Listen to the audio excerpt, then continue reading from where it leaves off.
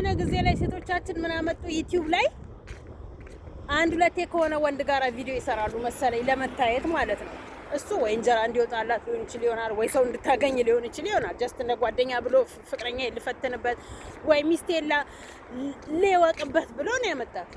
እሷ ግን ሁለቴ ቪዲዮ ላይ አብራው ከታየች ብቻ በቃ የኔ ነው እኔ ላንተ ነኝ ራሴን አጠፋለሁ የኔ ካልሆን ካፈቅር ካለውኝ ወዳለሁ ወድጃለሁኝ ማን ተንከባከበኛ አለክ ህይወቴ ያላንተ ባዶ ናት ህይወቴ ምስቅልቅሏ ወጣ በቃ በህይወቴ ተጠያቂ ነህ ምናምን ነገር ትልና አንቧከረየው ብላ ሄዳ መድኃኒት ትገዛና በነገራችን ላይ በረኪና ለሚሞቱት ሰዎች ርካሽ ነው መሰለኝ የሚሸጥላቸው ለሌላ ነገር ውድ ነው እንግዲህ አላውቅም።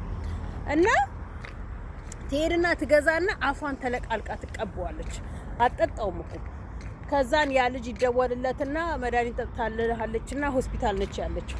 አጅር እየተከለፈለፈ ሆስፒታል ሲመጣ እሱም ራሱ በብስጭት በንዴት ራሱን ይዛል ወገቤን ይላል ምን ይላል። ከዛ በኋላ አጅሪት ምንም ነገር አትሆንም ልትፈተነው እኮ ነው።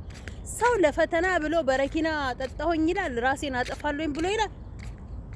በዚህ በድራማ የተጀመረ ራሴን አጠፋለሁኝ በሪል ሄደና ብዙዎች ራሳቸውን ያጠፉበት ጊዜ አለ። በነገራችን ላይ እኔ ዩቲዩብ ላይ በመሰራበት ሰዓት ላይ አሁንም እሰራለሁ በርግጥ በመሰራ ሰዓት ላይ በዛን ሰሞን ላይ ማለት ነው ምንድነው የምላቸው እኔ እስቲ አጠገቧ ቁጭ ብለሽ እያት አትጠጣውም እስኪ ስጫት ትጠጣውና ራሷን ታጥፋ ነው የምላት።